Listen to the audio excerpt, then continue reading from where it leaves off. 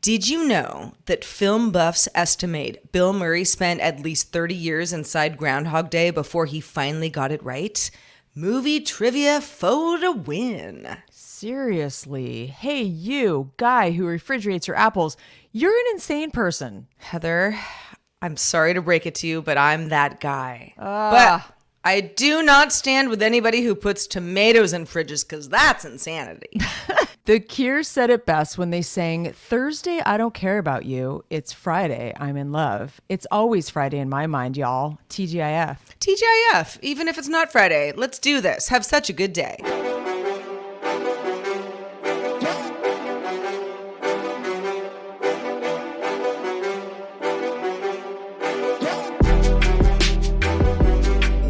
Hello world, welcome back to Have Such a Good Day, the show that wants you to do just that. Episode 226. 226. Y'all, how's it going out there? It's almost 227. Remember that sitcom starring Marla Gibbs? Yeah. It was a spinoff from the Moving On Up, Apartment in the Sky. You know, it's vague. The memory is vague, Sarah, but I definitely watched The Jeffersons. That was a big one in our household. Thank you. Jeffersons, yes. Yeah. Welcome to the show that unpacks the absurdity of everyday life for your entertainment. And sometimes we harken back to the 80s and talk about pop culture we grew up with. You know, we just kind of like to have a little bit of fun here and there and for an hour each week with y'all. So welcome to the show. Yes. How's it going? Welcome, everybody. We hope you're doing well. You know, we're halfway through do. February, if that's even possible. It's almost Christmas, Heather. Yeah. I make that joke every year, and it's like it's almost my birthday. It still again. happens. Yeah, it's almost mine. But also, we're in the depths of winter. All right. I mean, I felt like we were in the depths of winter in December, but 2 months later, we are deeper in the depths of winter. Well, I assume that it has been perhaps cold and rainy where you are. I know many of us collectively are, you know, under feet of snow, depending on where you live, and you know, others. Hey, if you're, you know, well, apparently there isn't a lot of snow. a lot right of cold, now. a lot of That's sleep. sort of the big So I've concern. heard snowstorms here and there. Yes. I actually, I'm still getting into the groove at the new house, you know, waking up in the morning. I still don't have curtains on my windows. So, you know, if it's 7 a.m. and I'm not up, the sun will get me up. But it's not like hot. Right. And this is LA. Like you know, during the summer, you wake up and it's hot. At least you have sun. Oh, yeah. You wake up with the sun. It's a lot of which sun. Is so nice. A lot of sun. But I miss that a lot. Yeah. But I on busy days, like when we're recording this, it just happened to be, you know, a busier than usual day where I had to more or less just camp out in the office kind of all day, you know, but Otis the dog wants to go out and do a whiz and sniff the flowers and things like that. And the first time we went around, which was right about 7, maybe a little later, you know, it's like I wear like, you know, I'm wearing like a little knit beanie and, you know, a sweatshirt, nothing crazy. Yeah, it's brisk. Like I wouldn't, if I was wearing flip-flops, I think my feet would be cold. You know, it's kind of a good barometer. The second time I went out, which was, I don't know, I mean, closer to lunchtime. And maybe it was because we were also like rushing because I didn't really have time to walk him. I don't until after we're done recording this show. But you know, just to kind of, you know, tide you over. And I got back and I was like, okay, should not be wearing a sweatshirt. I should be wearing a tube top. It warmed up quite a bit. Yeah. I know, it's actually funny. This morning, I was planning on having like a full work day, just like sit at my desk all day. My sister was like, let's go to Beachcomber. It's a cafe up the road. And I'm like, I don't really have time. I just do all these things. But I was like, you know what? I'm just going to go. I'm just going to go against what I believe I should do. And maybe it'll be nice. And yeah, I was wearing a beanie with a hoodie over my beanie, boots, you know, rain boots, long socks, all the things. Still wearing something similar. So the sun has not come out today, but it's funny because I went to this cafe and I got my new favorite drink called the London Fog, which is essentially Is it a like long Earl Grey. raincoat? Yeah, right. Well, I was like, just call it the Humboldt fog. I mean, might as Yeah. well. But it's an established drink. It's a thing. They have it at other cafes. But it's like an Earl Grey tea, like a black tea with your milk of choice. And it's like they steep the tea and then put them do like sort of a latte sort of situation. Very, very good. Great drink if y'all have not tried it. But my point is, the owner of the cafe was there. He's not always there. I ordered my drink from him, and really nice guy. He looked kind of glum, and I was like, he's normally just like a really like perky guy. Upbeat. Yeah, very talkative, upbeat, has a big smile, and he just seemed glum. And I was like, how you feeling about this weather? You getting tired of the rain? And he just was like, he like looked at me. It was almost like this relief because He knew you felt understood. like this commiseration. Yeah. Yeah, and I was like, "Oh, dude, let's talk." Because I don't think I've ever really felt more. I've never lived in a place that has rained this much, like in a row for this long, and it's not just where I live; it's California. The Bay Area has the same forecast, as up here, so. Yeah, I'm kind of back in that like, okay, when is this going to end again? Kind of thing, staring down another rainstorm forecast thing. But what are you going to do? It is the middle of winter after all. I mean, you got to just cozy up. I was talking to someone yesterday who was one of my real estate agents actually had lunch with, and she's like, I love the rain. It could rain every single day. I just love getting cozy. I love being indoors. And I'm like, well, I do too. I mean, I kind of like that too. I like a good storm. I just think it's anything that's relentless. Sure. I don't even like Oh, yeah. 365 sunny, hot days. Like, I don't even want that. Exactly. So I think it's just that it's the relentlessness of anything that starts to wear you down. Well, variety's the spice of life. It sure is, Sarah. And that goes to, weather and food and, friends and everything. I mean, This is true. Speaking of Very food, much is. apples. Let's unpack this just for a minute. let's talk about I'd like how to we differ on understand. this. Okay. Okay, so I basically mentioned at the top of the show, like my boyfriend refrigerates his apples. We often will buy a bag of apples together, but then when he comes home, I make sure to don't put mine in the refrigerator. I want mine in a bowl, like on the counter. I really hate refrigerated apples, and we constantly bicker about it. I know it's a personal preference, but I don't understand. Sarah, you apparently like cold, crisp apples. So tell me why you like them and how you enjoy a brain freeze and your teeth hurting when you eat them. Okay, so there's a little bit more to the story. So I'll do my best to not go on and on about it. But so when I was a kid, growing up in Sebastopol, California, apple capital of the U.S., y'all. I lived on, I mean, not my entire childhood, but the majority of it on 100 acres of apple orchard. So lots of different kind of apples. We got, I mean, not like the stupid apples, like Granny Smith stuff. Sorry for anybody who likes Granny Smith. Stupid apples. But, like good apples, like really good. Gravenstein, Fuji, McIntosh, Yeah, totally. So on and so forth. Honey Crisp. Honey Crisp, another one. And I don't like too many Honey Crisps. They veer on it slightly too sweet, but they're good with cheese. Anyway, I consider myself pretty well versed in the apple, the apple of our dreams. Even though when I was a kid, there were many times where because my dog, I mean, the orchard was her playground. I mean, it was her yard. Mm-hmm. And my dog ate so many apples, and I'd just be like, better Rosie than me. I'm so sick of apples.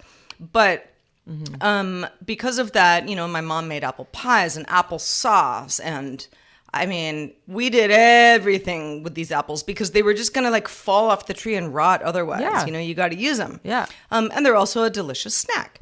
But I don't think an apple that's been sitting room temp is very good. Now, also, and this does not apply to all produce for sure, but you put an apple and maybe a grapefruit, lemon, I guess pretty much the whole citrus family, but also apples in the fridge, it's going to last weeks.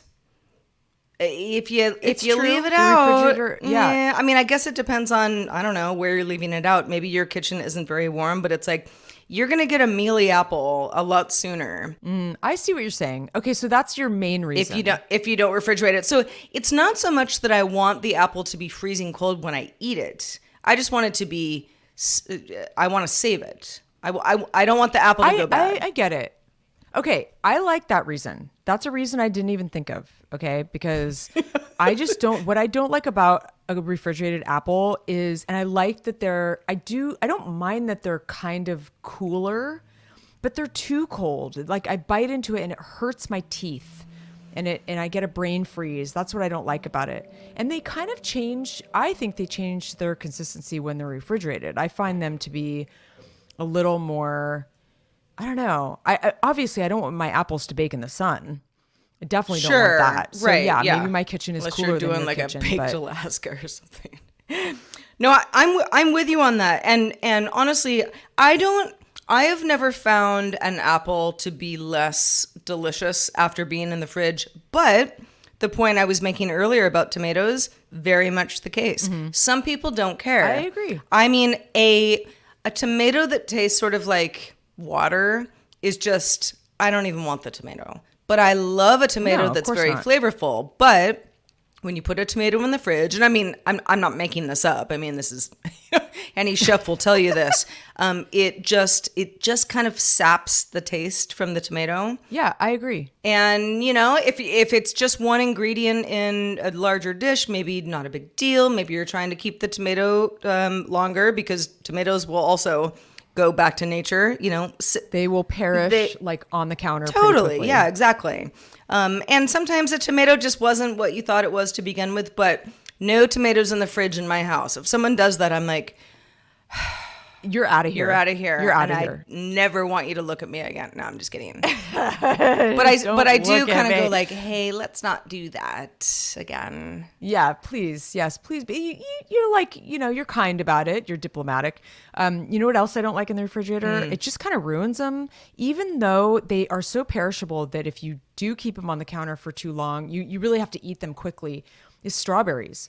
But once you put them in the refrigerator, they get dry on the outside and they start to like sort of shrink. When I want to make like really good overnight oats, like oatmeal, I'm like, can use the frozen blueberries, but like the fresh blueberries are where it's at. Like that's how you're going to have that nice, warm, delicious, fruity breakfast. Yeah, especially when you want to spend $10 on a basket of them, which is what they cost right now. But it's not really the season. We're out of season, so that's why $10. Ooh, they're so high in steep. price. But, It's crazy. As we Yeah. talk about this, Heather, I am reminded, as I always am, when you're traveling with somebody, when you cohabitate with somebody, or if you just maybe have a house guest, or for whatever reason, you and someone else or multiple people are sharing a kitchen area.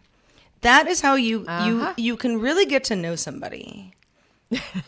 And I mean, listen, I don't have it all figured out. Y'all know I talk about my weird snacks all the time. I'm eating an incredibly weird snack right now as we're recording. Yeah, like this. you're not perfect either. Not perfect, not better, but just like, the apple thing. You might be like, oh, they're an apple refrigerator. We just have we all have our different quirks and our preferences. And yeah, like the kitchen is a good place to sort of get to know somebody. When I saw it actually really resonated. When I saw that you wrote that in the script about talking about that today, I was like, yeah, I could contribute to that. I think what sparked my, the idea to talk about this is because before I lived where I live now, I was staying with my mom for about 6 months. I have not lived with my mom since I was, in high school for that amount of time. I've only just visited for Christmas or that sort of thing. And my mom she keeps a tidy ass kitchen. And that's a good thing, right? I mean, nobody wants a dirty kitchen. But I mean, she will, I'll like make myself a bowl of cereal, grab a napkin, start walking to the dining room table and she's already in there just like with a sponge, and where I'm like, Mom, oh my God. And but I also noticed that with myself, with other people who are like, just leave it. And I'm like, but then that's all I can think about. Just let me do it and then we're good. But there are, I've hung out with not just my mom. Sorry, Mom, if you're listening. I'm not trying to throw you under the bus, but I know people who will be like, well, let's say we had a dinner party, and there's some plates, the kitchen's kind of a mess, the dishwasher has to be run, things have to be scrubbed. We have to do that before we go to sleep. And I am not that person. I will say, not every day, but on occasion, you just leave it, do it in the morning, enjoy the night, don't spend the last hours of the night standing at the sink scrubbing things. Now, again, just my opinion. I do have to do it first thing in the morning though, because if it goes any longer than that, then I start to feel like it gets kind of crusty. I'm living in some flop house. But then there are other people who are like, and these are not like people who like dirt, but they're just sort of like, I'll get to it. I'm like, have you ever met somebody that's like, I like dirt? I mean, I actually do like dirt. I don't, want to be sprinkled. Dirt don't hurt. I don't want, it to be in my kitchen all that much. But it's all just like, it's like little things. And we all have these little, I don't even think you call them quirks. It's more of just, this is the way that I am most comfortable in many facets of life. Personal preferences. Absolutely. And like, okay, so case in point, and I brought this up on the show before, but again, last night I actually made this epic, awesome dinner last night. It was like a sauteed white fish. It was a taco bowl. So like everything you'd put in a taco in a bowl with like cilantro rice and this yummy sauce with like jalapeno. It was so good. First time I made it. But I was like, while I was jumping in the shower, I told Elijah, I'm like, go get me like a really big like bunch of cilantro. Guess what he came back with? What? Parsley. Oh, which is honest mistake. Oh, totally. And they look so similar. Like, even in the grocery store, you got to really check. I know they do. And then, but I said, smell it. Like take a piece off and like smell it. But like then it still doesn't register. Yeah. But that's not maybe the best example. But like, for example, little things where, my boyfriend, he's so cute. He always has, when he's cooking, he always puts one of the dish towels over his shoulder. You're constantly kind of using the dish towel, but then I'm always trying to find the dish towel, and I'm like, oh, it's on his shoulder, like, because I'll need it. I've never so once pull done out that. Another dish never towel. once, but I know exactly what that looks like, and that's a person who feels comfortable cute. in the kitchen. It's very cute. And then he actually sat down to the dinner table and it still was on his shoulder. And it was very, very endearing. But then I pull out a second one and put it like, on the stove rung. And then I turn around to use it a minute later and it's gone again. And it's on his other shoulder. Like, I need one of these towels. Like, you can't take all the towels. Isn't that funny? Yeah, okay. So this was not even going to be something that I would bring up, and because I really don't think about it, but I'm with you. It's like the dish towel goes on the dish towel area. For me, it's on the the rung on my oven. That's just the best place for it. In a perfect world, it would be right next to my sink, but the two are so close together, it doesn't matter. Yeah. But if it's not there, I'm like, where are the dish towels? Like, I could use a paper towel, but that's insanity. Where are the dish towels? Constant. And also, I do think, I will give him credit that he is definitely a better dishwasher than I am. He's really thorough. And he's a good cleaner, actually. It's kind of pretty impressive. Sometimes I'm like, he has really good strategies for cleaning certain things. Cause you have pets, and I won't even tell you about my most recent disaster. Well, actually, I think I will.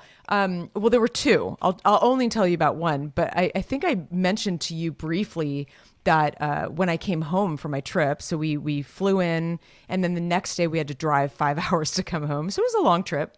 All good. But then that day, like that morning, my sister called and she's like, I don't know. I think, we might have to take Ziggy, my cat, to the vet. He's basically like had explosive diarrhea for a couple days. So it's been a big cleanup job. So like I've got my sister sort of like who's not used to having pets and she's just kind of freaking out. And then I've got my gardener who always helps with the animals because she's so great with animals. She has a dog. She's just like an animal whisperer. Yeah. And so she comes to my sister's rescue and it's a whole thing. So while we're like driving up or I'm calling the vet, trying to get an appointment, they're going to have to take him because we're not going to be here until the late afternoon. And literally to this day, my sister is still traumatized by this situation because when I came home, there was detritus all over the house. Like just imagine footprints of stepping in your own poop and then walking all over the house. Oh, so I had lots of little paw prints all over everything. Oh, and yeah. It was not a fun thing to come home to. I will tell you that much. So like, again, like, had to bring in the big guns, you got Elijah to give me some strategies on how to tackle this, this cleaning, quandary. But yeah, y'all, let us know out there. Do you refrigerate your apples? Are you a good cleaner? Are you somebody who, I will say I'm a bit of a person who I cook a lot. I'm not the cleanest cook. I'm not as bad as my dad was. My dad was just like a bull in a china shop, but I definitely, when I'm cutting vegetables, stuff's getting on the floor. I'm just telling you. And I'm picking up all the vegetables to throw them in the pan. And I do it over the floor. I'm like pulling it over. Are things falling on the floor? Yes, they are. That's, I'm sure, a really annoying trait that I have to my partner. Yeah. Because he's not like that. It goes both ways. That, I mean, in a perfect world, and you always hear like, here's the technique, to just like be like the best person in the kitchen. It's like clean as you cook. And sometimes I'm like, but I don't want to think about that right now. I want to think about eating. Yeah, you want to. I want to focus. Totally. Yeah, and it's okay if things get a little battered and beaten, and there's a little splash here and there. I mean, my stove. I feel like I'm cleaning off the top of my stove a lot, and that's because while I am cooking things, water is boiling over the edge, and I'm like, this is fun. It's the whole point. Chaos is good. It smells good. Garlic, yay! And then later I'm like, oh gosh, well, I wouldn't want anybody to come over for the first time and see this nonsense. So yeah, we're all different. We are. I have a friend who, she's just, I mean, I wouldn't even say germaphobe because I'm not sure that that's even like a PC term for somebody who just likes things clean, but she is. I mean, she will be like hands and knees scrubbing, mop out at the end of a dinner party that she has hosted.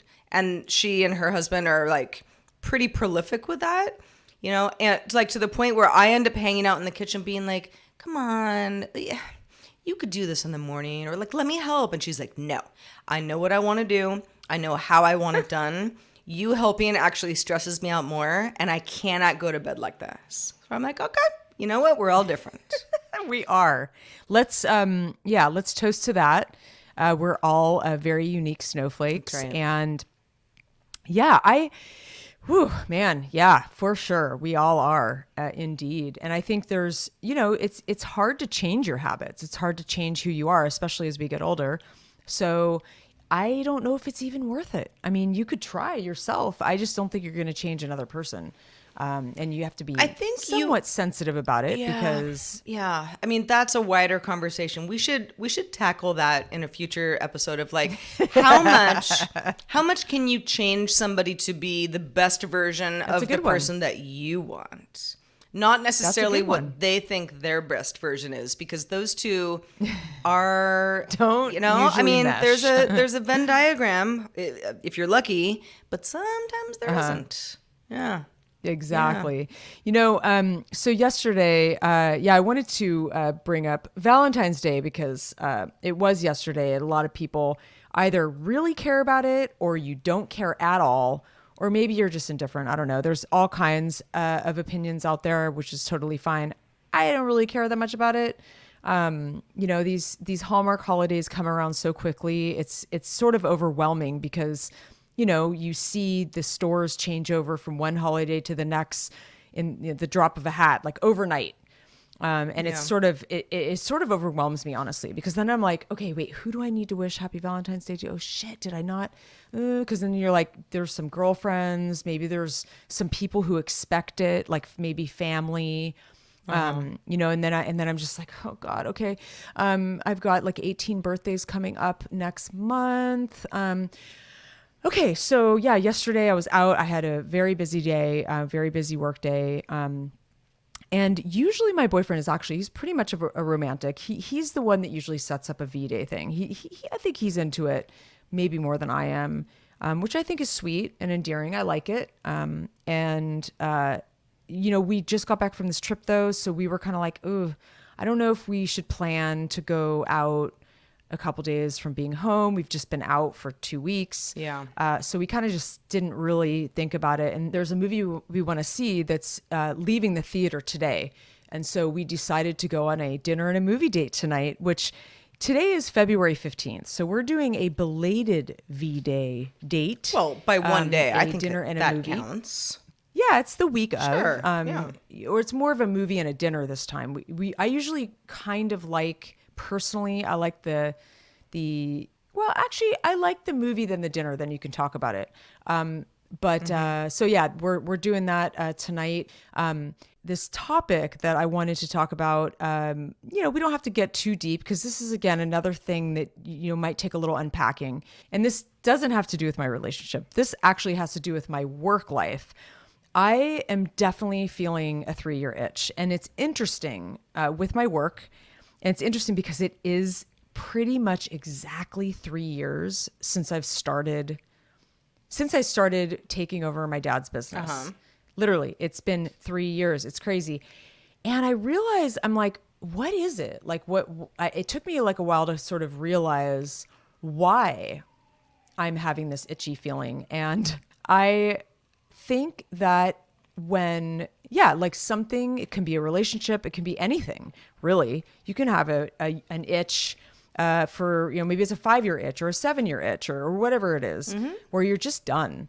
And I'm not saying I'm done. I'm just saying that everything that I do now feels predictable and rote because I've been doing it for 3 years.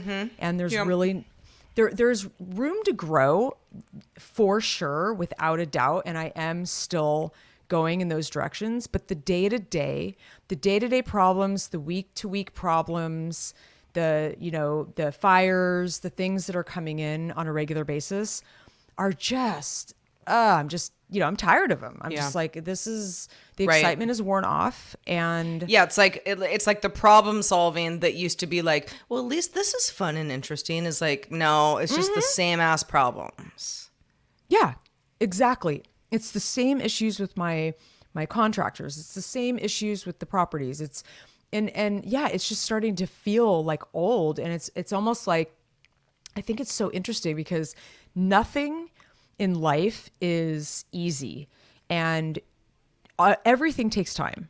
I'm sorry, everything does. You need to read 75 pages into a book to really give it the right chance, because sometimes you can't get into the book until you do the effort. The entire book. 100 pages. Yeah. Same with like moving to a new place. You need to give it a good year, if not 2, like to really, really make an opinion about it. So you have to like put in this effort to, you got to do the time. And I feel like I've done the time. I think some changes will be on the horizon for sure, because I don't want to do some of this stuff anymore. But it was just an interesting kind of epiphany, I think, when I was on my trip, where I need to shake things up a little bit again. Yeah. And maybe I'm a bit of a chameleon, because I think a lot of people, I don't think that everybody gets as restless as I do. I think I know more restless people than me, by far, but I think I'm sort of middle of the road restless. I like a little newness and excitement and new challenges and like that kind of thing. So yeah, I don't know. Do y'all out there experience these types of multiple year itches, let us know. Hyatt have such a good day.com. Yeah, I've talked about this before, and I think most of my, here I am sitting in my apartment that I love, that I've been in for exactly 2 months as of today. 2 months. That's nothing, It's like you sign a year lease. I didn't buy it. So it's like, well, you feel like you're signing up for a year and it's anyone's game after that type thing.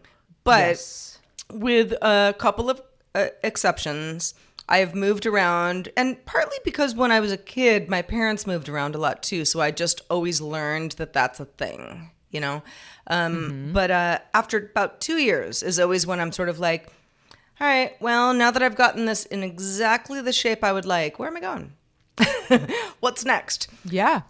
What's next? Let's pack up and move. Totally. Spend a ton of money, get super stressed. It's just like ingrained, and It is. There are people who live in places, maybe it's a childhood home. You just never left. Maybe it's, just, I don't know, another house that you've been in a long time. Maybe you're not even in a house. Maybe you're doing some vagabond type thing, but it's something that you've done for so long that you're like, no, I've figured it out. This is what what I'm meant to do and where I'm meant to be.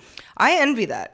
Because I would love that more than anything. I mean, part of it is, Me too. You have to have a certain amount of income in order to even have that conversation with yourself. As a renter, Yep. I mean, I wish I could just buy my apartment that I'm in right now, stay here forever, make some renovations based on what I would have done had it been mine in the first place, and call it a day. Can't do that.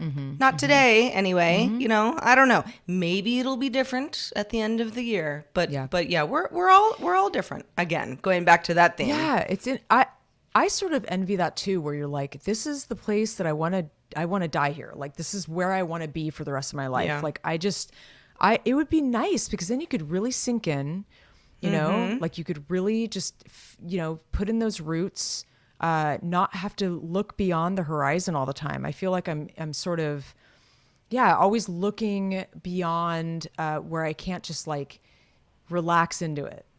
So I envy that too. I really do. Yeah. What do you guys like out there? Do you feel like you're one who needs to shake it up a lot, or are you happy and content where you are now? Email us at hi@havesuchagoodday.com. Heather really wants those emails, y'all. So I really don't do. lead her astray. Don't disappoint. If you've got something Don't on your disappoint. mind, you just smash that send button, and let us Smash it. let us know Break how you it. feel. So we haven't talked about this in a while, but I know we've talked about this on a previous episode, like years ago, because we've been doing the show for 226 episodes. Everybody, Heather and I have 226 years or episodes. Sometimes it feels like 200 years, but it it does. still has been several years. A lot of episodes in, and sometimes our conversations come up again over time. Yeah, they do. Well, one thing, and I again won't go on and on about this because I don't want this to become some like sad, heavy conversation, but the whole idea that not just women, but in many cases, women feeling unsafe around the opposite sex, like somebody's going to catcall them walking down the street, or, one of my favorite examples that I feel vindicated about, because many years ago, I remember saying, like, if a man that I don't know is walking down the street opposite of me, so we're passing each other on the sidewalk, and he tells me to smile, I'm going to rip his face off. Oh, I remember this. Yeah, very. Yeah. And people kind of go like, oh, Yeah. it's not that bad. And I'm like, it happens one too many times, and it actually is that bad. It's extremely insulting. And I know you can just pretend it wasn't said, but it's like, it's a power thing. It's not because they really want you to smile. It's because they're telling you what to do and, like, be more of a sexual object. It's Look pretty. many layers. And then, over the years, I remember, other people being like, and you know what I don't like? When a guy tells you to smile, smile, it'll make your day so much better. And it's like, I want to rip the head off of the rest of your body and bury it in the ocean. That's how you make me feel. And I think perhaps that's the point. sometimes, it's to get a rise out of a woman. Or again, Sure. I'm being sort of gender specific just because, this is the only experience that I've had.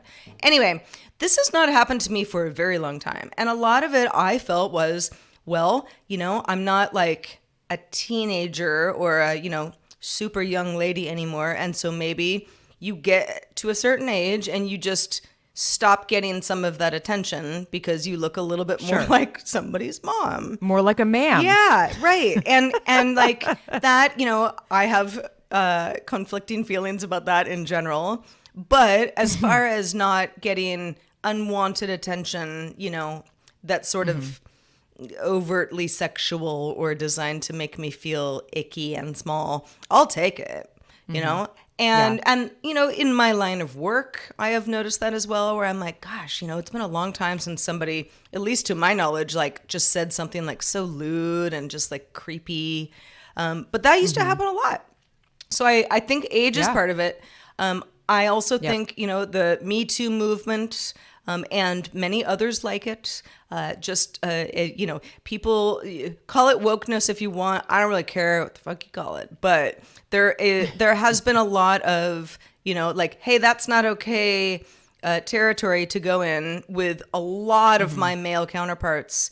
And when I was a lot younger, those same guys or even girls might not say that, They might feel a little more like emboldened to, to cross a line, no matter if it makes somebody else feel crappy. Anyway, okay, so this has become a long story. I will make this short. So anyway, so I'm walking my dog yesterday and, Otis the dog, big dog. So for the most part, Big doggy.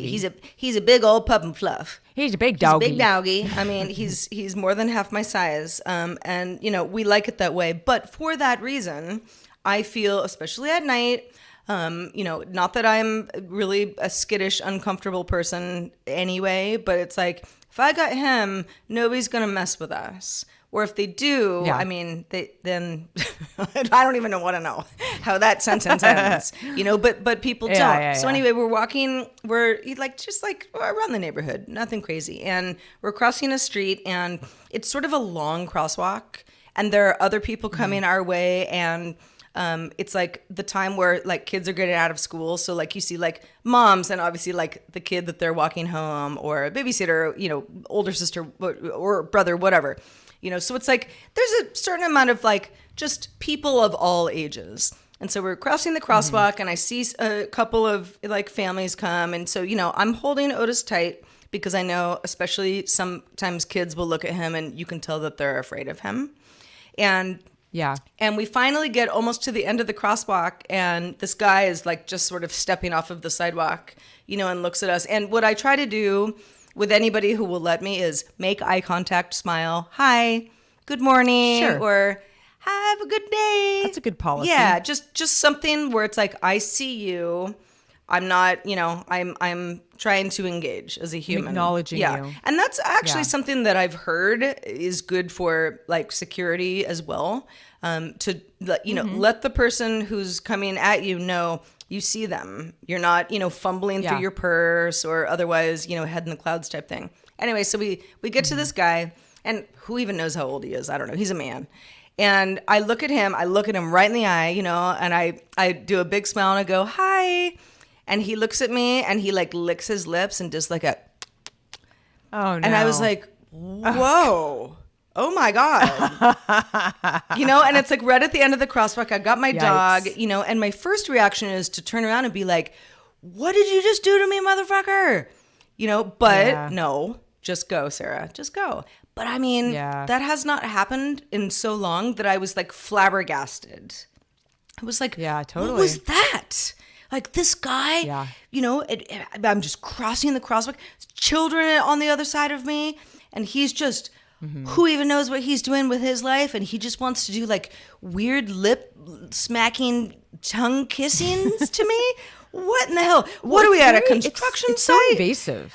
And I was just like, and then I had to laugh like, wow, I guess it really has been a while since that happened. Because that used to happen like daily to me. Yeah, same. No, And I not remember just that to for me, sure. to anybody. I mean, this is not like, oh, Sarah's so special.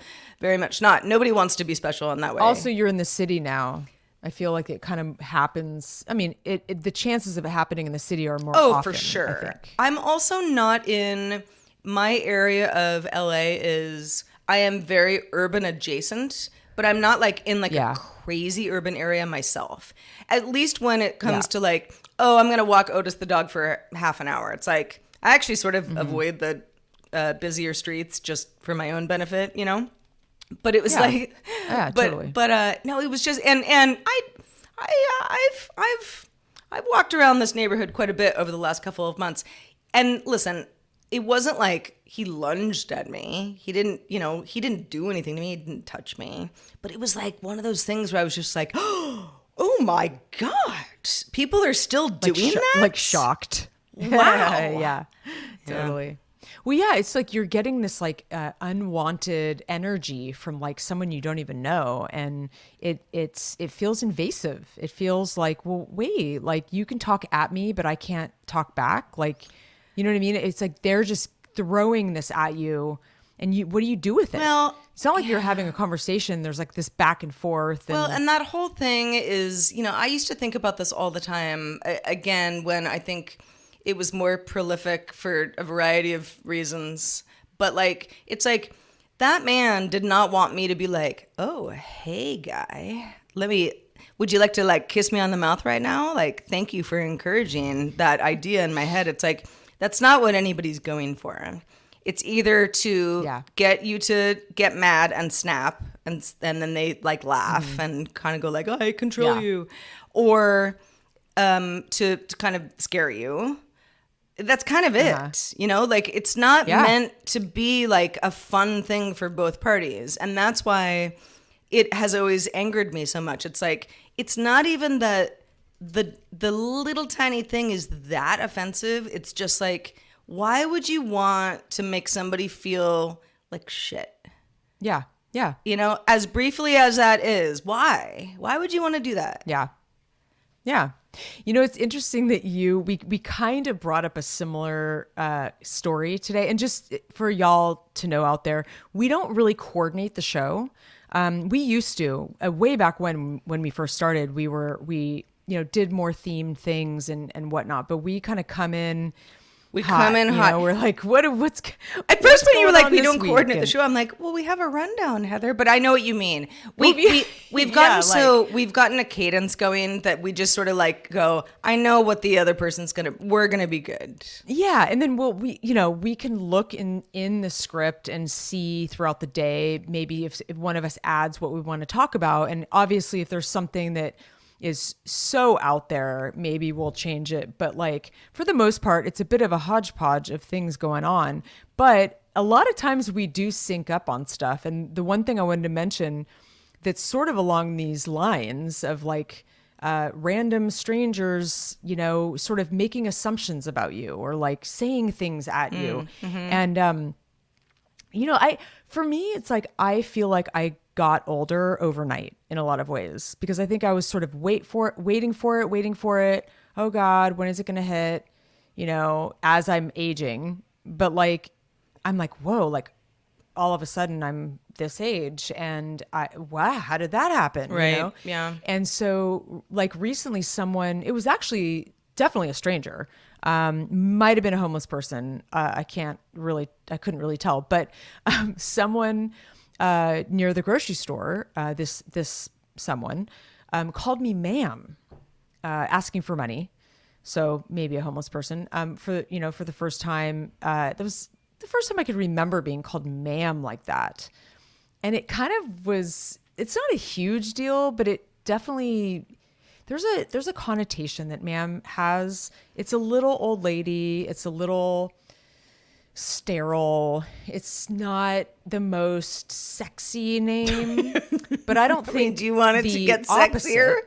In that situation outside the grocery store. Yeah, I guess it's like I think, but see, the alternative, which is Miss, isn't great either. That has a little bit of a weird vibe to it. What if it was Mrs.? How do you feel about Mrs.? I don't really like that. I think The Mrs. I think it's has like there's only ever bothered me because I'm like, well, you're presumpting that I'm married. Because otherwise I wouldn't be That's Mrs. true. anybody, you know? I'd be Ms. or Miss. yeah, I think Presuming, that was the word I was looking for. like I feel like the French translation for Miss is like Mademoiselle, which I think is sexy and a cool thing to be called. It's in another language and in a language that's actually sexy and romantic and all these things just sounds better, and which doesn't seem What about fair Madam? somehow. I think Madam Sort of sounds might like be you're running a better brothel, in but terms, kind Yeah. of. Yeah.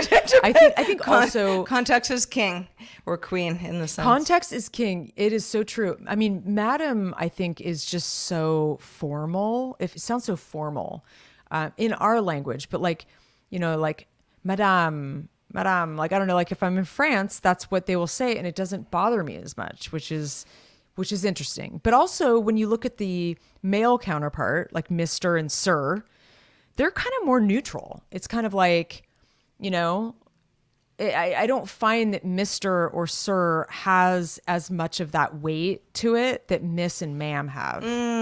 You know, they're a little bit more neutral Growing up in in the neutral territory. patriarchy, Heather. Isn't that fun? Yeah, Isn't that I know, fun? right? You know, I do. Good times. It's funny that you say this. I remember the first time I was called ma'am. You know, maybe I was like, I don't know. Yeah, like at a grocery store or a bank or, you know, something where it was Yeah, like yeah, overly yeah. formal. And I was sort of like, ma'am, what do I look like? 40? Well, I'm quite a bit older than 40 at this point. So, you know, I mean, I should be so lucky. But I also, you know, it's cultural and regional. A lot of little kids are brought up to, For sure. to say, you know, yes, ma'am, you know, or yes, sir, or no, you know, whatever. And I think that's super adorable and very polite. Even though it's, you know, I mean, I hope I was a polite kid, but I wasn't that polite. But yeah, it's I don't even love lady either. Like lady, like I'm trying to think of what I would like. I don't think I would might ever have to like think somebody to about call that. me lady.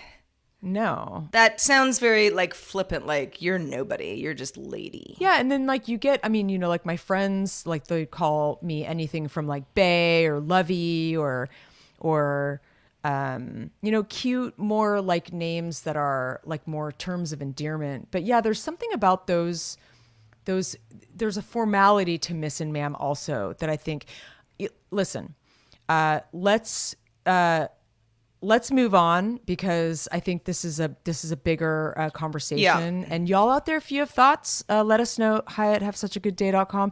I have to say too, Sarah, from our last episode, we had a lot of people write in about this one password manager, a password manager situation. People were pretty passionate about it, and it was really cool to see. Yeah, I knew one this was password going to happen too. being a popular option. Yeah, but password managers in general. Yeah. Yeah, real quick. And by the way, hi at havessuchagoodday.com is where you can send an email if anything on this show resonates with you. But yes, we did get a few. So let's go through these. From the Vinyl Revivalist, good name, by the way.